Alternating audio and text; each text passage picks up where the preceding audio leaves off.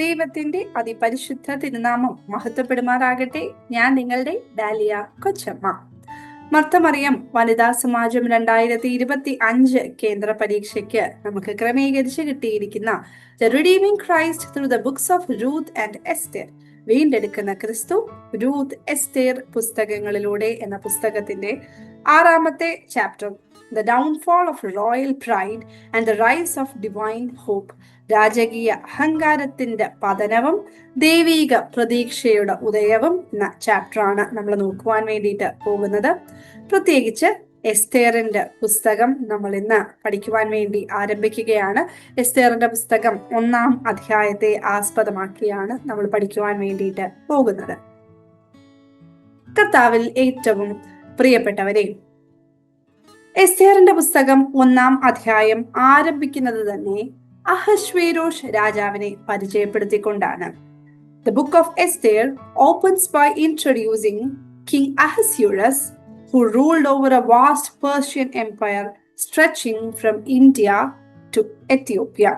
ഹിന്ദുദേശമായ India മുതൽ കൂഷ് എന്ന എത്യോപ്യ വരെ നീണ്ടതും മധ്യ പൗരസ്ത്യ ദേശം മുഴുവൻ, അതായത് മിഡിൽ ഈസ്റ്റ് മുഴുവനും പ്ലസ് ആഫ്രിക്കയുടെ ചില ഭാഗങ്ങളും ഉൾക്കൊണ്ട് ഏകദേശം 127 സംസ്ഥാനങ്ങൾ അടങ്ങിയ സാമ്രാജ്യമായിരുന്നു ബാബിലോണിയൻ സാമ്രാജ്യം എന്ന് പറയുന്നത്. അതായത് പെർഷ്യൻസ് വന്ന് ബാബിലോണിയൻസിനെ ക്യാപ്ചർ ചെയ്തതിന് ശേഷം പേർഷ്യൻ രാജാവായ അഹശ്വേരോഷിന്റെ സാമ്രാജ്യം എന്ന് പറയുന്നത് ഹിന്ദുദേശമായ ഇന്ത്യ മുതൽ കൂഷ് എന്ന എത്യോപ്യ വരെ നീണ്ടതും അതുപോലെ തന്നെ മധ്യ പൗരസ്ത്യ ദേശം മുഴുവൻ, അതായത് മിഡിൽ ഈസ്റ്റ് മുഴുവനും അതോടൊപ്പം ആഫ്രിക്കയുടെ ചില ഭാഗങ്ങളും ഒക്കെ കൂടെ ചേർന്ന് 127 സംസ്ഥാനങ്ങൾ അടങ്ങിയ വലിയ സാമ്രാജ്യമായിരുന്നു അഹശ്വേരോഷ് രാജാവിന്റെ സാമ്രാജ്യം.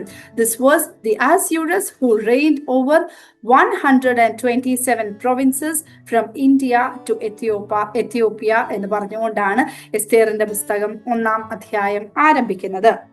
പ്രത്യേകിച്ച് എസ്തേറിന്റെ പുസ്തകം 1-ാം അധ്യായത്തിലെ സംഭവങ്ങൾ എന്ത് എന്ന് ഒറ്റ വാക്യത്തിൽ പറയുകയാണെന്നുണ്ടെങ്കിൽ, രാജ്യത്തിന്റെ ആഡംബരം വിളിച്ചോതുന്നതായിട്ടുള്ള വലിയ വിരുന്നുകളും അതേ തുടർന്ന് വസ്തി രാജ്ഞി രാജകൽപ്പന നിരസിച്ചതും അതേ തുടർന്ന് എസ്തേർ രാജ്ഞിയായി ഉയർന്നു വരുന്ന സംഭവങ്ങളുമാണ് നമുക്ക് എസ്തേറിന്റെ പുസ്തകം 1-ാം അധ്യായത്തിൽ കാണുവാൻ വേണ്ടിയിട്ട് സാധിക്കുന്നത്. Chapter 1 of Esther describes the king's grand feast at Susa, his display of wealth and splendor, and the conflict that arises when Queen Vashti refuses his command. അതായത് എസ്തേറിനെ രാജ്ഞിയായി ഉയർത്തുവാൻ തക്കവണ്ണമുള്ള ഒരു സജ്ജീകരണമാണ്, ഒരു സ്റ്റേജ് അറേഞ്ച്മെന്റ് ആണ് നമുക്ക് ഈ 1-ാം അധ്യായത്തിൽ കാണുവാൻ വേണ്ടിയിട്ട് സാധിക്കുന്നത്.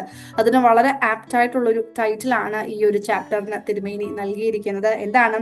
രാജകീയ അഹങ്കാരത്തിന്റെ പതനവും ദൈവിക പ്രതീക്ഷയുടെ ഉദയവും, the downfall of royal pride and the rise of divine hope.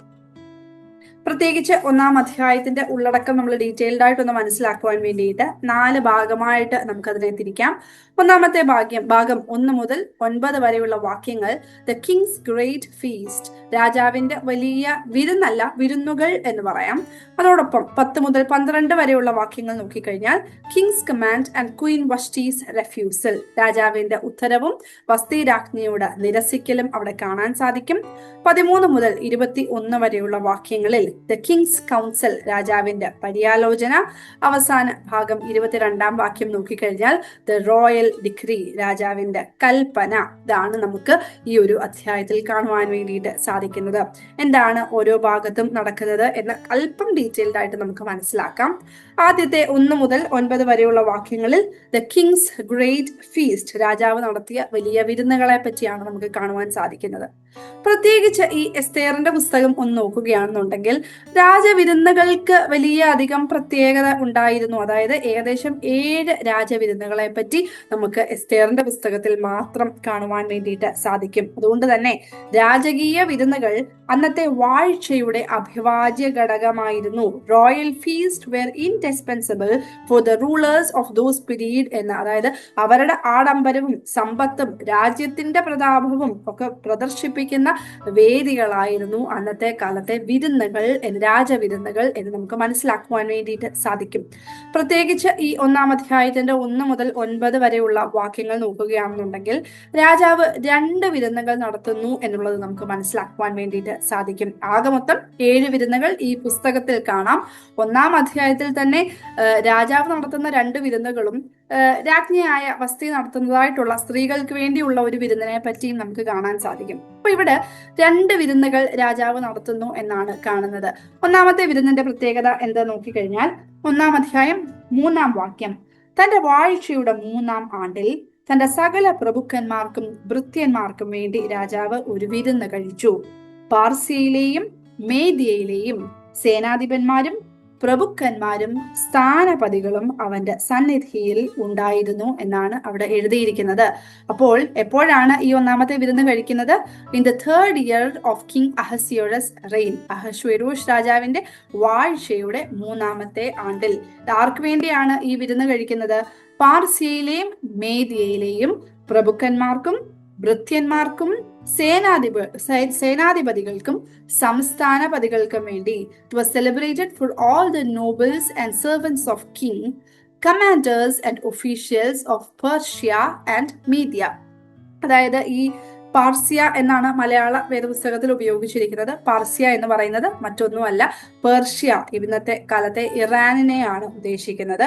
അവിടെ പ്രത്യേകം എഴുതിയിരിക്കുന്നത് the people were of Semitic origin. അതായത് സെമിറ്റിക് എന്ന് വെച്ച് കഴിഞ്ഞാൽ സെമിറ്റിക് ലാംഗ്വേജസ് ആണ് ഹീബ്രു, അറബിക് അല്ലെങ്കിൽ അർമായിക് പോലെയുള്ള ഭാഷകൾ. അപ്പം ഈ ഭാഷകൾ ഉപയോഗിക്കുന്ന ജനവിഭാഗങ്ങൾ, അപ്പം കോണ്ടെക്സ്റ്റുവലി നമ്മളൊന്ന് ചിന്തിക്കുകയാണെങ്കിൽ അറബിക് സംസാരിക്കുന്ന അറബ്സ് ആയിരുന്നു ആ കാലഘട്ടത്തിൽ പേർഷ്യയിൽ ഉണ്ടായിരുന്നത് എന്ന് നമുക്ക് മനസ്സിലാക്കുവാൻ വേണ്ടിയിട്ട് ചിന്തിക്കാം. അങ്ങനെ നമുക്ക് ചിന്തിക്കാം.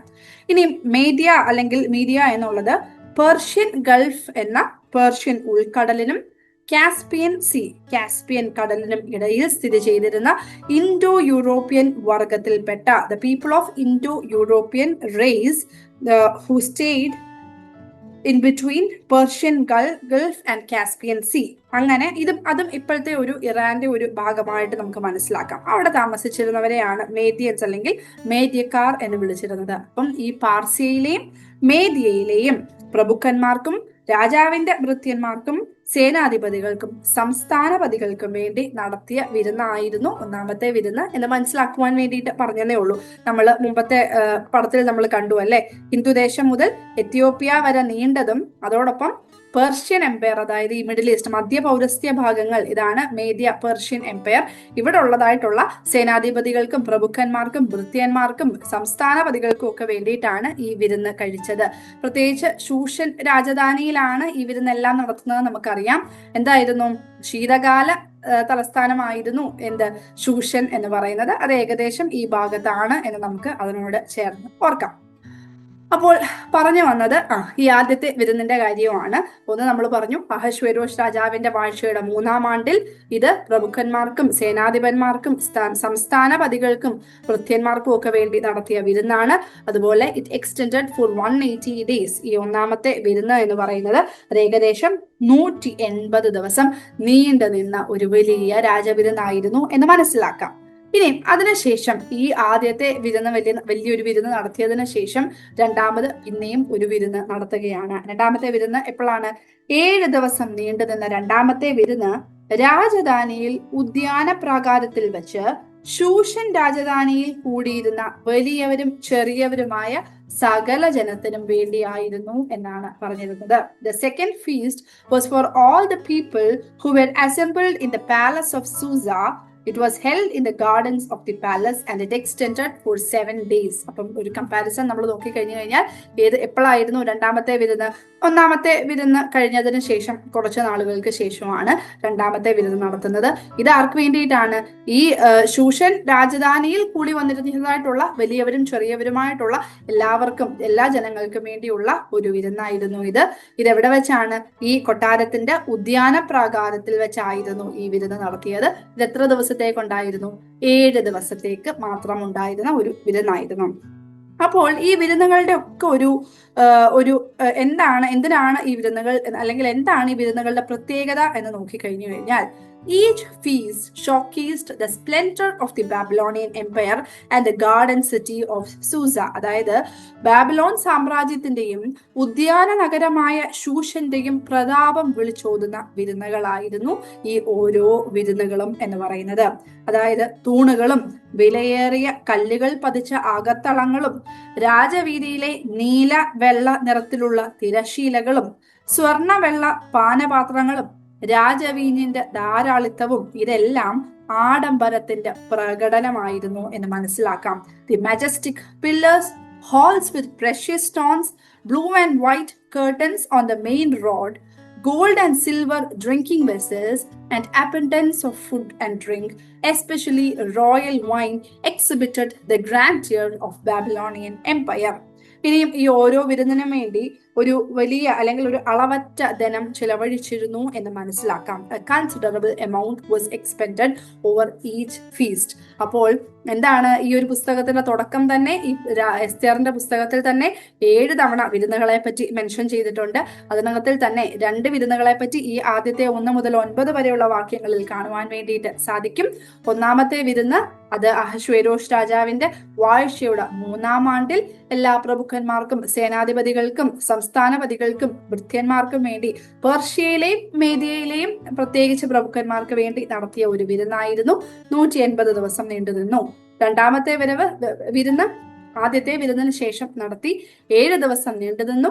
അത് ഈ ശൂഷൻ രാജധാനിയിൽ കൂടി വന്നിരുന്ന വലിയവരും ചെറിയവരുമായ എല്ലാ ജനങ്ങൾക്കും വേണ്ടി നടത്തിയതാണ്. And it was held from the gardens of the palace. രാജധാനിയുടെ ഉദ്യാന പ്രാകാരത്തിൽ നിന്നാണ് ഈ ഒരു വിരുന്ന് നടത്തിയത്. അത് എന്തിനു വേണ്ടിയാണ് ഈ വിരുന്നുകൾ? ഒന്ന്, ബാബിലോണിയൻ എംപയർ അല്ലെങ്കിൽ ഈ ഒരു ബാബിലോൺ അഹശ്വേരോഷ് രാജാവിന്റെ സാമ്രാജ്യത്തിന്റെ ആഡംബരം വിളിച്ചു കാട്ടുന്നതായിട്ടുള്ളതായിരുന്നു. അതുപോലെ ഈ ഉദ്യാന നഗരമായ ശൂഷന്റെയും ഭംഗിയും അല്ലെങ്കിൽ അതിന്റെ പ്രതാപവും വിളിച്ചോതുന്ന വിരുന്നുകളായിരുന്നു. ഒരുക്കങ്ങളെല്ലാം ഈ പില്ലേഴ്സും അല്ലെങ്കിൽ വലിയ കല്ലുകൾ പതിച്ച അകത്തളങ്ങളും റോഡിലെല്ലാം നീലയും വെള്ളയും ചേർന്നതായിട്ടുള്ള കേർട്ടനുകളും സ്വർണവും വെള്ളിയും ഉണ്ടായിരുന്ന ഡ്രിങ്കിങ് വെസൽസ് പാനപാത്രങ്ങളും ഇതെല്ലാം തന്നെ പ്രത്യേകിച്ച് രാജവീഞ്ഞിന്റെ ധാരാളിത്തം ഇതെല്ലാം ബാബിലോണിയൻ എംപയറിന്റെ ഒരു പ്രതാപവും അല്ലെങ്കിൽ അതിന്റെ ആഡംബരവും വിളിച്ചു കാട്ടിയിരുന്നു. അതോടൊപ്പം വലിയ ഒരു തുക തന്നെ ഇതിനു വേണ്ടിയെല്ലാം സ്പെൻഡ് ചെയ്തിരുന്നു എന്ന് നമുക്ക് മനസ്സിലാക്കുവാൻ വേണ്ടിയിട്ട് സാധിക്കും. ഈ ആഡംബരങ്ങളെല്ലാം തന്നെ അഹങ്കാരത്തിന്റെ കൂടി പ്രകടനമായിട്ട് മാറുന്നതാണ് നമ്മുടെ 2ാം ഭാഗത്തിലേക്ക് നമ്മളെ നയിക്കുന്നത്. 2ാമത്തെ ഭാഗം 10 മുതൽ 12 വരെയുള്ള വാക്യങ്ങൾ നോക്കുമ്പോൾ the king's command and Vashti's refusal, രാജകൽപ്പന നിരസിക്കുന്ന വസ്തി രാജ്ഞിയെയാണ് നമുക്ക് ഈ 2ാം ഭാഗത്ത് കാണാൻ സാധിക്കുന്നത്. അതായത് ഈ അഹങ്കാരത്തിന്റെയും അല്ലെങ്കിൽ ഒരുപക്ഷെ ആഡംബരത്തിന്റെയും പ്രതാപത്തിന്റെയും ഒക്കെ വലിയ വിരുന്നുകളും വലിയ സന്തോഷങ്ങളും ഒക്കെ നടക്കുന്ന സമയത്ത് തന്റെ ജനത്തിന്റെ രക്ഷയ്ക്ക് വേണ്ടിയുള്ള ഒരുക്കങ്ങൾ നടത്തുന്ന ദൈവത്തെയാണ് നമുക്കിവിടെ കാണുവാൻ വേണ്ടിയിട്ട് സാധിക്കുന്നത്. അല്ലെ, എന്താണ് യഹൂദ ദൈവജനമായ യഹൂദ ജനത്തിന്റെ വിടുതലിന് വേണ്ടിയുള്ള ഒരു രംഗസജ്ജീകരണം ഇതിന്റെ പിന്നിലൂടെ നടക്കുന്നത് നമുക്കിവിടെ കാണുവാൻ വേണ്ടിയിട്ട് സാധിക്കും. അതായത് വിരുന്നിന്റെ നേരവും അതുപോലെ ലഹരിയുടെ ആധിക്യവും കൂടിയപ്പോൾ അപ്രതീക്ഷിതമായ ഒരു സംഭവം അവിടെ നടക്കുകയാണ്. എന്താണ്? 7-ാം ദിവസം, അതായത് 2ാമത്തെ വിരുന്നിന്റെ അവസാന ദിവസമായി ഈ 7-ാമത്തെ ദിവസം വിരുന്നിനിടയ്ക്ക് രാജാവിന് പെട്ടെന്ന് തോന്നുകയാണ്, എന്താണ്? വസ്തി രാജ്ഞിയുടെ സൗന്ദര്യം വിരുന്നിൽ വരുന്നവരെ കാണിക്കേണ്ടതിന് രാജകിരീടം ധരിച്ചുകൊണ്ട് രാജ്ഞി അവിടേക്ക് എത്തുവാൻ വേണ്ടി രാജാവിന്റെ കൽപ്പന ഉണ്ടാവുകയാണ്. King issued a command for Queen Vashti to appear wearing the royal crown to display her beauty to his guest. വസ്തി എന്ന വാക്കിന്റെ അല്ലെങ്കിൽ വഷ്ടി എന്നുള്ള വാക്കിന്റെ അർത്ഥം സുന്ദരി, ബ്യൂട്ടിഫുൾ എന്നൊക്കെയാണ്. ആ സമയത്ത് വസ്തി രാജ്ഞിയും സ്ത്രീകൾക്ക് വേണ്ടി അവരുടെ രാജധാനിയിൽ വെച്ച് സ്ത്രീകൾക്ക് വേണ്ടി ഒരു വിരുന്ന് കഴിക്കുകയായിരുന്നു എന്ന് നമുക്ക് മനസ്സിലാക്കുവാൻ വേണ്ടിയിട്ട് സാധിക്കും. ഏതായാലും രാജാവ് ഇങ്ങനെ ഒരു ഉത്തരവിട്ടു. രാജ്ഞി അത് നിരസിക്കുകയും ചെയ്തു. എന്തായിരിക്കാം കാരണം? അല്ലെ, പല തരത്തിൽ അതിനെ വ്യാഖ്യാനിക്കാറുണ്ട്. ഒന്ന്, ഒരുപക്ഷെ രാജ്ഞിക്കറിയാം രാജാവിന്റെ ഈ ആജ്ഞ മദ്യ ലഹരിയിലായിരുന്നു എന്നുള്ളത് അറിയാം. The king was under the influence of wine. അല്ലെങ്കിൽ ഒരുപക്ഷെ സ്ത്രീകൾ മാത്രം നടത്തുന്ന മറ്റൊരു വിരുന്നിൽ നിന്ന് വിളിക്കപ്പെട്ടതുകൊണ്ടാവാം. or because she was summoned from another gathering of women, or perhaps because the public display of her beauty might have seemed disregarding to her. ഒരുപക്ഷെ അവളുടെ മദ്യലഹരിയിൽ ഇരിക്കുന്ന ഒരു പറ്റം ജനങ്ങളുടെ മുൻപിൽ അവളുടെ സൗന്ദര്യത്തിന്റെ പൊതുപ്രദർശനം അത് അവൾക്ക് അപമാനമായി മാറുമെന്ന് തോന്നിയിരിക്കാം. ഇങ്ങനെയുള്ള ഒരുപാട് റീസൺസ് കാണാം. നമുക്കറിയത്തില്ല, നമുക്ക് അവിടെ നിന്നൊന്നും ക്ലിയർ അല്ല. ഇങ്ങനെയുള്ള കുറച്ച് റീസണുകൾ കൊണ്ടാവാം വസ്തി രാജ്ഞി രാജാവിന്റെ ഈ കൽപ്പന നിരസിച്ചു. ഇതാണ് 10 മുതൽ 12 വരെയുള്ള വാക്യങ്ങളിൽ കാണാൻ സാധിക്കുന്നത്. അടുത്ത ഭാഗം നമുക്ക് സ്വാഭാവികമായിട്ടും നമുക്ക് ചിന്തിക്കാം. എന്താണ്? പാട്രിയാർക്കൽ സൊസൈറ്റി ആണല്ലോ. പുരുഷ മേധാവിത്വം അല്ലെങ്കിൽ പുരുഷാധിപത്യം പുലർത്തി വന്ന ഒരു സമൂഹത്തിൽ ഇത്രയും പ്രഭുക്കന്മാരുടെ മുന്നിൽ വെച്ച് രാജാവിന്റെ കൽപ്പന രാജ്ഞി നിരസിച്ചപ്പോൾ സ്വാഭാവികമായിട്ടും എന്ത് പറ്റി? രാജാവിന് വലിയ ദേഷ്യമുണ്ടായി. അങ്ങനെ പുരുഷ മേധാവിത്വമുള്ള ആ ഒരു സമൂഹം ഒറ്റക്കെട്ടായിട്ട് നിന്ന് ഈ അനുസരണക്കേടിനോട് പ്രതികരിക്കുന്ന ഒരു ചിത്രമാണ്, ഒരു രംഗമാണ് നമുക്ക് ഈ 13 മുതൽ 21 വരെയുള്ള വാക്യങ്ങളിൽ കാണുവാൻ വേണ്ടിയിട്ട് സാധിക്കുന്നത്. In the male dominated Persian society this refusal sparked an intense reaction. എന്ത് ചെയ്തു? രാജാവ് ഉടനെ തന്നെ തന്റെ അടുത്തിരുന്നതായിട്ടുള്ള പാർസ്യ മേദ്യ പ്രഭുക്കന്മാരോട് തന്റെ പ്രതികരണം എപ്രകാരമായിരിക്കണം എന്നതിനെ പറ്റി ആലോചിക്കുന്നു. നമുക്കറിയാം, പണ്ട് രാജാവിന്റെ ഒക്കെ കാലഘട്ടങ്ങളിൽ അല്ലെങ്കിൽ ഇപ്പോഴും ഒരുപക്ഷെ വലിയ ഉന്നത സ്ഥാനത്തിലൊക്കെ ഇരിക്കുന്നവര് ചുറ്റുമുള്ള പരിജ്ഞാനികളോട് അല്ലെങ്കിൽ വിദ്വാൻമാരോടൊക്കെ ഒരു അന്വേഷിക്കും, അല്ലെങ്കിൽ ഒരു ഒപ്പീനിയൻ എടുക്കുന്നതിന് മുമ്പ്, ഒരു തീരുമാനം എടുക്കുന്നതിന് മുമ്പ് ആലോചിക്കും അല്ലേ? അപ്പൊ അത് തന്നെ ഇവിടെ രാജാവ് ചെയ്യുകയാണ്. തന്റെ അടുത്തിരുന്നതായിട്ടുള്ള പാർസ്യ മേദ്യ പ്രഭുക്കന്മാരോട് തന്റെ പ്രതികരണം എപ്രകാരമായിരിക്കണം എന്ന് ആലോചിക്കുകയാണ്. He consulted with the nobles from Persia and Media who were seated near him as to how he should respond. അവിടെ രാജാവിന്റെ ഉപദേഷ്ടാക്കൾ എന്ന് പറഞ്ഞ 3 പേരുടെ പേരാണ് നമുക്ക് ടെക്സ്റ്റ് ബുക്കിൽ കാണുന്നത്. വിശുദ്ധ വേദപുസ്തകം നോക്കുകയാണെങ്കിൽ കൂടുതൽ പേരുകൾ നമുക്ക് കാണാൻ സാധിക്കും. പ്രത്യേകിച്ച് 3 പേരുടെ പേരുകൾ എടുത്തു പറയുന്നു. മെമുഖാൻ, കർഷേന, ഷേത്തർ എന്നിങ്ങനെ 3 ഉപദേഷ്ടാക്കളെ പറ്റി അവിടെ പറയുന്നുണ്ട്. ആരൊക്കെയാണ്? മെമുഖാൻ, കർഷേന, ഷേത്തർ എന്നിവർ ഈ സംഭവത്തെ രാജ്യത്തെ എല്ലാ സ്ത്രീകളെയും തങ്ങളുടെ ഭർത്താക്കന്മാരെ അപമാനിക്കുവാൻ പ്രേരിപ്പിക്കുന്നതായിട്ട് ഈ ഒരു സംഭവത്തെ മെമുഖാനും ചേർന്ന ഈ ഉപദേഷ്ടാക്കൾ ഇതിനെ വ്യാഖ്യാനിക്കുകയാണ്. എന്താണ്? The king's advisors Memucan, Carshena and Shethar anticipate that Vashti's disobedience would set a precedent for all women to dishonor their husbands. ഒരു ഭർത്താവ് വിളിച്ചു, ഭാര്യ വന്നില്ല.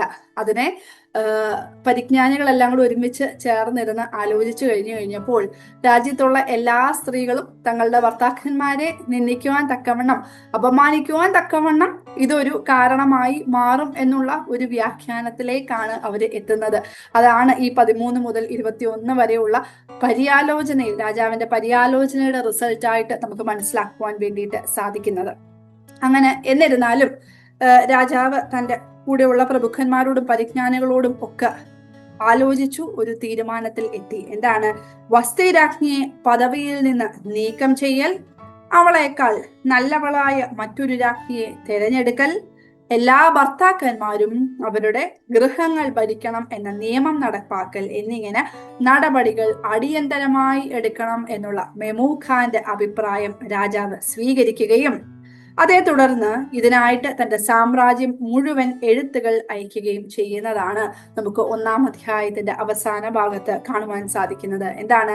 The king accepted the advice given by Memucan to urgently remove Vashti from her position, to issue a royal order to elect a better bride than her, and to command that every man should rule in his household.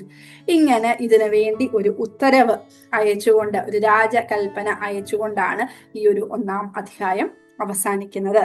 അങ്ങനെ ഈ 1-ാം അധ്യായത്തിൽ 22 വാക്യങ്ങളിലൂടെ നമുക്ക് എന്തൊക്കെ മനസ്സിലാക്കുവാൻ വേണ്ടിയിട്ട് സാധിക്കും? രാജകീയ വിരുന്നുകളുടെ പ്രാധാന്യം, അന്നത്തെ കാലഘട്ടത്തിൽ രാജകീയ വിരുന്നുകളുടെ പ്രാധാന്യം, മദ്യപാനത്തിന്റെ സാംസ്കാരിക പ്രാധാന്യം, അതുപോലെ പേർഷ്യൻ സാമ്രാജ്യത്തിലെ സ്ത്രീകളുടെ സ്ഥാനവും നമുക്ക് ഈ ഒരു ഒറ്റ അധ്യായത്തിലൂടെ മനസ്സിലാക്കുവാൻ വേണ്ടിയിട്ട് സാധിക്കും അല്ലെ? അപ്പൊ ഇത്രയേ ഉള്ളൂ ഇതിന്റെ ഉള്ളടക്കത്തിലെ സംഭവങ്ങൾ എന്തൊക്കെയാണ് എന്ന് നോക്കിക്കഴിഞ്ഞു കഴിഞ്ഞാൽ ഇതൊക്കെയാണ് 4 സംഭവങ്ങൾ. 1-ാമത്തെ ഭാഗം രാജാവ് നടത്തിയതായിട്ടുള്ള വലിയ 2 വിരുന്നുകൾ. 2-ാമത്തെ ഭാഗം ഈ വിരുന്ന് കഴിഞ്ഞിട്ട് രാജാവ് വഷ്ടി രാജ്ഞിയോട് രാജകിരീടം വെച്ചുകൊണ്ട് വരുവാൻ വേണ്ടിയിട്ട് ആവശ്യപ്പെടുന്നു. അത് രാജ്ഞി നിരസിക്കുന്നു. മൂന്നാമത്തെ ഭാഗം നോക്കിക്കഴിഞ്ഞു കഴിഞ്ഞാൽ രാജാവ് തന്റെ കൂട്ടത്തിൽ ഉണ്ടായിരുന്ന പ്രഭുക്കന്മാരോട് കൂടി ആലോചിക്കുന്നു. അതിന് ശക്തമായ ഒരു കൽപ്പന അതിന് അവസാന ഭാഗത്ത് ഇറക്കുകയും ചെയ്യുന്നു. വസ്തി രാജ്ഞിയെ അവളുടെ സ്ഥാനത്ത് നിന്ന് നീക്കം ചെയ്തുകൊണ്ടുള്ള ഒരു ശക്തമായ ഒരു ഉത്തരവാണ് ഈ 1-ാം അധ്യായത്തിന്റെ അവസാന ഭാഗത്ത് നമുക്ക് കാണുവാൻ വേണ്ടിയിട്ട് സാധിക്കുന്നത്, അല്ലെ? ഇത്രയാണ് 1-ാം അധ്യായത്തിന്റെ ഉള്ളടക്കം. ഇനിയും പ്രത്യേകിച്ച് ടെക്സ്റ്റ് ബുക്ക് നമ്മൾ നോക്കുകയാണെന്നുണ്ടെങ്കിൽ ഈ പുസ്തകം അല്ലെങ്കിൽ ഈ 1-ാം അധ്യായം വളരെയധികം പ്രസക്തമായ കുറച്ച് വേദശാസ്ത്ര ചിന്തകൾ നമുക്ക് നൽകുന്നുണ്ട് എന്ന് മനസ്സിലാക്കാം. It is giving some theological thoughts. അതായത് ഒന്ന്, God's sovereignty destroys man's arrogance. ദൈവത്തിന്റെ സർവാധികാരം മനുഷ്യന്റെ അഹങ്കാരത്തെ തകർക്കുന്നു എന്നാണ് പറയുന്നത്. അതായത് അഹശ്വേരോഷ് രാജാവിന്റെ ഈ ആഡംബരവും പ്രതാപവും ഒക്കെ ഉള്ള വിളിച്ച് കാട്ടല്ല, അല്ലെങ്കിൽ അതിന് തക്കവണ്ണം ഒരുക്കിയ വിരുന്നുകൾ, ഇത് ദാനിയേലിന്റെ പുസ്തകം 4-ാം അധ്യായം 30-ാം വാക്യത്തിൽ ബാബിലോണിൽ രാജാവായിരുന്ന നെബൂഖദ്നേസറിനെ ഓർമ്മിപ്പിക്കുന്നു എന്ന് നമുക്ക് മനസ്സിലാക്കാം. അതായത് അഹങ്കാര വാക്കുകൾ വായിലിരിക്കുന്ന സമയത്ത് നെബൂഖദ്നേസർ ദൈവത്തിന്റെ ശബ്ദം കേട്ടു, അല്ലെ? ഇവിടെ രാജാവിന്റെ മദ്യപാനവും ഈ വലിയ വിരുന്നും ഒക്കെ അഹങ്കാരത്തിന്റെ ഒരു പ്രതീകമായിട്ട് നമുക്ക് കാണുവാൻ സാധിക്കും. The excessive pride and rivalry of the king mirror the arrogance of the Babylonian king Nebuchadnezzar. നെബൂഖദ്നേസറിന് അതിനുശേഷം എന്ത് സംഭവിച്ചു എന്നൊക്കെ നമുക്ക് അറിയാമല്ലേ? അപ്പൊ നമ്മുടെ ജീവിതത്തിലും അഹങ്കരിക്കുവാൻ വേണ്ടിയിട്ട് നമുക്ക് ധാരാളം ഉണ്ട്, അല്ലെ? ഈ ഒരു പ്ലെന്റിനെസ്സിൽ, നമുക്കുള്ള സമൃദ്ധിയിൽ നമ്മൾ അഹങ്കരിക്കുമ്പോൾ 2 കാര്യങ്ങൾ നമ്മൾ പ്രത്യേകമായിട്ട് ഓർക്കണം. ഒന്ന്, സങ്കീർത്തനക്കാരനെ ഓർമ്മിപ്പിക്കുന്നത് പോലെ 11-ാം അധ്യായം 4-ാം വാക്യം, യഹോവയുടെ സിംഹാസനം സ്വർഗത്തിലാണ്, അവന്റെ കണ്ണുകൾ മനുഷ്യ മക്കളെ സൂക്ഷിച്ചു നോക്കുന്നു. The Lord's throne is in heaven, his eyes behold, his eyelids try the children of men. നമ്മളെ എല്ലാം സ്വർഗത്തിൽ ഇരുന്നുകൊണ്ട് ദൈവം തമ്പുരാൻ നോക്കുന്നുണ്ട് എന്നുള്ള ഒരു ഓർമ്മ നമുക്ക് ഉണ്ടാവണം. രണ്ടാമത് 1 പത്രോസ് 5:5, ദൈവം അഹങ്കാരികളെ എതിർക്കുകയും താഴ്മയുള്ളവർക്ക് കൃപ നൽകുകയും ചെയ്യുന്നു. God opposes the proud but gives grace to the humble എന്നാണ്. അപ്പോൾ ഒന്നാമതായിട്ട് ഈ ഒരു ഭാഗം നമുക്ക് തരുന്ന തിയോളജിക്കൽ തോട്ട് എന്ന് പറയുന്നത് എന്താണ്? ദൈവത്തിന്റെ സർവാധികാരം മനുഷ്യന്റെ അഹങ്കാരത്തെ തകർക്കുന്നു. നെബൂഖദ്നേസറിൽ നമ്മളത് കണ്ടു. അതിനുശേഷം ഈ എസ്തേറിന്റെ പുസ്തകത്തിലും നമുക്കത് കാണാൻ സാധിക്കും. രണ്ടാമതായിട്ട് the mystery of divine strategies, ദൈവികമായ ഒരുക്കത്തിന്റെ രഹസ്യങ്ങൾ.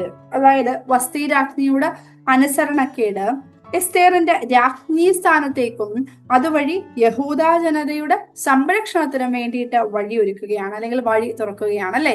എന്താണ്? വഷ്ടി's refusal created a path for Esther to become a queen, eventually leading to the salvation of the Jewish people. അപ്പോൾ നമ്മുടെയൊക്കെ ജീവിതത്തിലും ഇതുപോലെ പല സംഭവങ്ങളും നമുക്ക് വളരെ സ്വാഭാവികമായിട്ടുള്ള സംഭവങ്ങളാണെങ്കിൽ പോലും, അല്ലെങ്കിൽ വളരെ മാനുഷികമായിട്ടുള്ള ചില പ്രശ്നങ്ങളും സംഭവങ്ങളും പിന്നിൽ ദൈവത്തിന്റെ ഒരു ഒരുക്കം, തന്റെ ജനത്തെ രക്ഷിക്കുവാൻ തക്കവണ്ണം തന്റെ ജനത്തെ നടത്തുവാൻ വേണ്ടിയിട്ടുള്ള ദൈവത്തിന്റെ ഒരുക്കം നമുക്ക് അവിടെ, രഹസ്യമായ ഒരുക്കം, ദൈവത്തിന്റെ രഹസ്യമായ കരങ്ങൾ നമുക്ക് കാണുവാൻ വേണ്ടിയിട്ട് സാധിക്കും, അല്ലെ? ഇത് യൗസേപ്പിന്റെ ജീവിതത്തിലും ജോസഫിന്റെ ജീവിതത്തിലും നമ്മൾ കണ്ടു. തന്റെ ജീവിതത്തിൽ നടക്കുന്നതായിട്ടുള്ള പല സംഭവങ്ങൾ പിന്നീട് ദൈവജനത്തിന്റെ നന്മയ്ക്ക് വേണ്ടിയിട്ട് ആയിത്തീരുന്നു എന്നുള്ളത് നമുക്ക് കാണാൻ സാധിക്കും. ഇതുപോലെ നമ്മുടെയൊക്കെ ജീവിതത്തിലും പല പ്രശ്നങ്ങളും പ്രതിസന്ധികളും ഒക്കെ ഉണ്ടാകുമ്പോൾ ഇതിന്റെ എല്ലാം പിന്നിൽ ദൈവത്തിൻ്റെതായിട്ടുള്ള ഒരുക്കം നടക്കുന്നു എന്ന് നമുക്ക് മനസ്സിലാക്കുവാൻ വേണ്ടിയിട്ട് സാധിക്കും. 3, public response to the disobedience of Vashti, രാജ്ഞിയുടെ അനുസരണക്കേടിനോടുള്ള പ്രതികരണം. ഈ ഒരു അധ്യായം നോക്കിക്കഴിഞ്ഞു കഴിഞ്ഞാൽ വസ്തി രാജ്ഞിയുടെ അനുസരണക്കേട് വളരെ പ്രസക്തമായ ഒരു വിഷയമാണ്, അല്ലെ? അതായത് അവിടെ ഉദ്ദേശിക്കുന്ന ഒരു തോട്ട് എന്ന് പറഞ്ഞു കഴിഞ്ഞാൽ ഇതാണ്: ഉന്നത സ്ഥാനത്തിരിക്കുന്നവരും രാജ്യാധികാരികളും നടത്തുന്ന റെസ്പോൺസസ് അല്ലെങ്കിൽ ആക്ഷൻസ്, അവരുടെ പെരുമാറ്റം എല്ലാവരും ശ്രദ്ധിക്കുകയും അനുകരിക്കുകയും ചെയ്യും എന്നുള്ളത് അന്നേ പ്രസക്തമായ ഒരു തോട്ടായിരുന്നു എന്ന് നമുക്ക് മനസ്സിലാക്കാം, അല്ലെ? The conduct of the royals and others in high position would be watched and imitated by society. അതുകൊണ്ടാണ് വസ്തി രാജ്ഞിയുടെ ഈ ഒരു അനുസരണക്കേട് രാജാവിനോട് മാത്രമല്ല, രാജാവിന്റെ സകല പ്രഭുക്കന്മാരോടും ജാതികളോടും ഉള്ള അന്യായം എന്ന് അവിടെ വ്യാഖ്യാനിക്കപ്പെട്ടത്. ഇതെല്ലാ സ്ത്രീകളിലും നിന്നയും നീരസവും അധികമാക്കുവാൻ ഇടയാക്കും എന്ന് ഇതുകൊണ്ടാണ് വിദ്വാൻമാർ അല്ലെങ്കിൽ പരിജ്ഞാനികൾ അതിനെ വ്യാഖ്യാനിച്ചത്. വഷ്ടി's conduct would lead to disrespectful and discordant behavior of women. അതുകൊണ്ട് തന്നെ സകല ഭാര്യമാരും വലിയവരും ചെറിയവരുമായ തങ്ങളുടെ ഭർത്താക്കന്മാരെ അനുസരിക്കുന്നതിനു വേണ്ടി വസ്തി രാജ്ഞിയുടെ അനുസരണക്കേടിനുള്ള രാജാവിന്റെ വിധി അവര് രാജ്യം മുഴുവൻ പരസ്യം ചെയ്തു. അപ്പോൾ ബേസിക് ആയിട്ട് അവിടെ വസ്തി രാജ്ഞിയുടെ അനുസരണക്കേടിനെ കാട്ടിലും ഉപരി നമ്മൾ ഇതിൽ നിന്ന് മനസ്സിലാക്കേണ്ടുന്ന ഒരു കാര്യം, നമ്മുടെ ചുറ്റും നമ്മളുടെ സ്വഭാവം കണ്ട് മനസ്സിലാക്കുകയും അത് ഇമിറ്റേറ്റ് ചെയ്യുന്നതായിട്ടുള്ള ഒരുപാട് പേര് നമ്മുടെ ചുറ്റിലും ഉണ്ടാവും അല്ലെ. അത് നമ്മുടെ പള്ളിയിലെ കൊച്ചു കുഞ്ഞുങ്ങൾ വരെ ആകാം. അപ്പം നമ്മൾ എവിടെ ആയിരിക്കുന്നോ നമ്മൾ ആയിരിക്കുന്നിടത്ത് നമ്മളുടെ സ്വഭാവം എപ്രകാരമായിരിക്കണം എന്നുള്ള ഒരു ഓർമ്മപ്പെടുത്തലായിട്ട് നമുക്കതിനെ കാണാൻ സാധിക്കും. It is important to keep our conduct in whatever position we are എന്നുള്ളത് ഇവിടെ നമുക്ക് ഓർമ്മിപ്പിക്കുമ്പോൾ പോലും ഇങ്ങനെ ഒരു സംഭവം ഇത് എന്തിനു വേണ്ടിയിട്ടാണ്, എസ്തേറിന്റെ ഒരു ഉയർച്ചയ്ക്ക് വേണ്ടിയിട്ട് ദൈവം നടത്തിയ ഒരു സംഭവമായിട്ട് നമുക്ക് ഇതിനെ കാണുവാൻ വേണ്ടിയിട്ട് സാധിക്കും. അവസാനമായിട്ട് ഇവിടെ വസ്തിയുടെ അനുസരണക്കേടിനെ പറ്റി കൂടുതൽ പറയുമ്പോൾ പോലും ഈ വസ്തിയുടെ ഈ ഒരു നിരസിക്കൽ ഇതിനൊരു ഫെമിനൈൻ റിഫ്ലക്ഷൻ, ഒരു സ്ത്രീപക്ഷ വിശകലനവും കൂടെ അവിടെ നമുക്ക് കാണുവാൻ വേണ്ടിയിട്ട് സാധിക്കും. അതായത് വസ്തിയുടെയും എസ്തേറിന്റെയും വ്യക്തിത്വങ്ങളെ കുറിച്ചുള്ള പഠനങ്ങൾ ധാരാളമുണ്ട്. അതുകൊണ്ട് തന്നെ അവിടെ ഈ ഒരു റെഫ്യൂസൽ അല്ലെങ്കിൽ നിരസിക്കൽ എന്ന് പറയുന്നതിനെ ഒന്ന് വളരെ ഡീറ്റെയിൽഡ് ആയിട്ട് നോക്കുകയാണെന്നുണ്ടെങ്കിൽ ധീരതയുടെ പ്രകടനമായിട്ടും സ്ത്രീകളുടെ അന്തസ്സിനായിട്ടുള്ള ഒരു നിലപാടായിട്ടും രാഷ്ട്രീയ സാമൂഹ്യ അധികാരികളുടെ അധികാര ദുരുപയോഗത്തിനെതിരെയുള്ള വസ്തിയുടെ ധീര നിലപാടായിട്ടും നമുക്ക് കാണുവാൻ വേണ്ടിയിട്ട് സാധിക്കും കേട്ടോ. എന്തൊക്കെയാണ്? Courageous act, a bold stand to uphold the dignity of women, a courageous response against the political and social powers of the time. അപ്പോൾ അന്നത്തെ കാലത്തെ സാഹചര്യത്തിൽ വസ്തി രാജ്ഞി ചെയ്തത് ഒരു രാജാവിനോടുള്ള അനുസരണക്കേടായിട്ട് അതിനെ കാണുമ്പോൾ പോലും വസ്തി രാജ്ഞി അന്ന് ചെയ്ത ആക്ട് ഒരു ഫെമിനിസ്റ്റിക് വ്യൂവിൽ നമ്മൾ നോക്കുകയാണെന്നുണ്ടെങ്കിൽ വളരെ ധീരമായിട്ടുള്ള ഒന്നായിരുന്നു എന്ന് നമുക്ക് ഇതിലൂടെ മനസ്സിലാക്കുവാൻ വേണ്ടിയിട്ട് സാധിക്കും. അപ്പം എസ്തേറിന്റെ പുസ്തകം 1-ാം അധ്യായം 4 വേദശാസ്ത്ര ചിന്തകളാണ് നമുക്ക് നൽകുന്നത്. ഒന്ന്, അഹങ്കരിക്കുവാൻ വേണ്ടിയിട്ട് നമ്മൾക്ക് ഉണ്ടാകുമ്പോൾ ദൈവത്തിന്റെ സർവാധികാരം മനുഷ്യന്റെ അഹങ്കാരത്തെ തകർക്കുന്നു എന്നുള്ള ബോധ്യം നമുക്കുണ്ടാവണം. 2, പല സംഭവങ്ങളും നമ്മുടെയും മറ്റുള്ളവരുടെയും ഒക്കെ ജീവിതത്തിൽ നടക്കുമ്പോൾ അതിന്റെ പുറകിൽ ദൈവത്തിന്റെ രഹസ്യമായ ഒരു ഒരുക്കമോ നീക്കമോ നമുക്ക് കാണുവാൻ വേണ്ടിയിട്ട് സാധിക്കും. 3, രാജ്ഞിയുടെ അനുസരണക്കേടിനുള്ള പൊതു പ്രതികരണം എന്നുള്ളത് ഒരു ഓർമ്മപ്പെടുത്തലാണ്. നമ്മുടെ സ്വഭാവവും മറ്റുള്ളവരെ ഇമിറ്റേറ്റ് ചെയ്യാൻ വേണ്ടിയിട്ടുള്ള സാഹചര്യം ഉള്ളതുകൊണ്ട് തന്നെ എപ്പോഴും in whatever position we are നമ്മുടെ കണ്ടക്ട്, നമ്മുടെ പെരുമാറ്റം നന്നായിരിക്കുവാൻ വേണ്ടിയിട്ട് സൂക്ഷിക്കണം എന്നുള്ളൊരു ഓർമ്മപ്പെടുത്തലായിട്ട് കാണാം. അതോടൊപ്പം തന്നെ വഷ്ടിയുടെ ഈ ഒരു പ്രതികരണം വളരെ മികച്ച രീതിയിലും കാണുന്നതും നമുക്ക് ഒരു ഫെമിനിസ്റ്റിക് റിഫ്ലക്ഷനും കൂടെ നമുക്കിവിടെ കാണാൻ സാധിക്കും.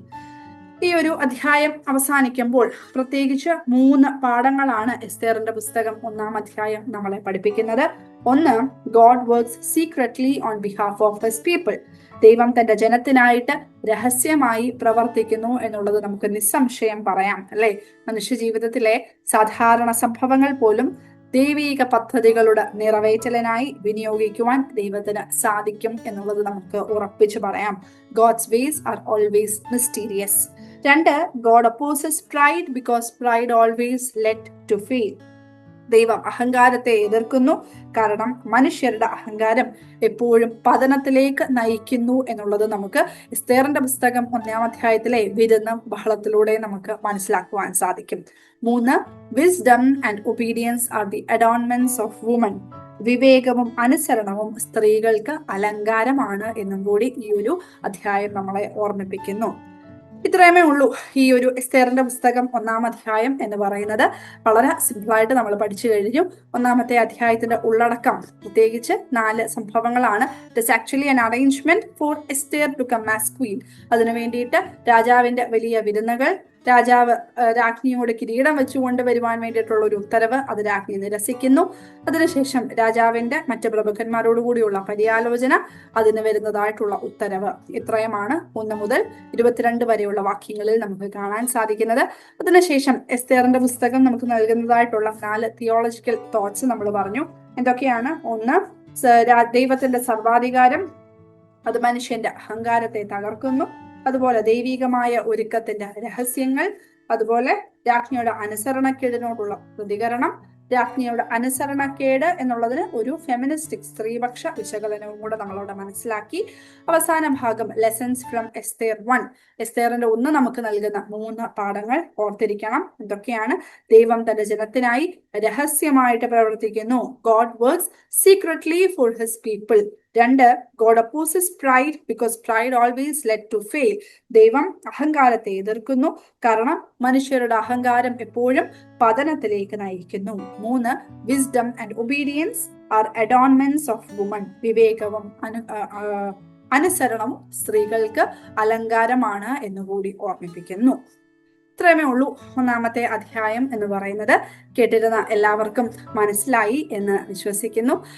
എപ്പോഴും എൻ്റെ ക്ലാസ്സസ് കേൾക്കുന്നവരോട് ഞാൻ ഓർമ്മിപ്പിക്കുന്ന ഒരു കാര്യമാണ്, നമ്മൾക്ക് പഠിക്കേണ്ടത് വിശുദ്ധ വേദപുസ്തകം, എസ്തേറിന്റെ പുസ്തകം 1ാം അധ്യായമാണ്. ടെക്സ്റ്റ് ബുക്കിലെ ചാപ്റ്റർ 6 അല്ല. എസ്തേറിന്റെ പുസ്തകം വിശുദ്ധ വേദപുസ്തകത്തിൽ നമുക്ക് ഡീറ്റെയിൽഡ് ആയിട്ട് പഠിക്കുവാൻ തക്കവണ്ണമുള്ള ഉപാധികളായിട്ട്, ഹെൽപ്പ് ചെയ്യുന്ന കാര്യങ്ങളായിട്ട് ഈ ടെക്സ്റ്റ് ബുക്കും ക്ലാസ്സും ഒക്കെ മാറണം. കാരണം മാർക്ക് എന്നതിനെക്കാട്ടിലും ഉപരി നമ്മുടെ ജീവിതത്തിന് വേണ്ടിയിട്ടുള്ള ചിലത് നമുക്ക് വേദപുസ്തകത്തിൽ നിന്നേ ലഭിക്കത്തുള്ളൂ. അപ്പം പഠിക്കുന്നത് അതായിരിക്കണം. അതിന് തക്കവണ്ണം ഈ ക്ലാസ്സസും ഈ പുസ്തകവും ഒക്കെ നിങ്ങളെ സഹായിക്കട്ടെ എന്ന് പ്രാർത്ഥിക്കുന്നു. വീണ്ടും നമുക്ക് അടുത്ത ക്ലാസ്സിൽ കാണാം. കേട്ടിരുന്ന എല്ലാവർക്കും ഒരുപാട് നന്ദി. Thank you. ദൈവം നമ്മളെ ഓരോരുത്തരെയും വാഴ്ത്തി അനുഗ്രഹിക്കട്ടെ.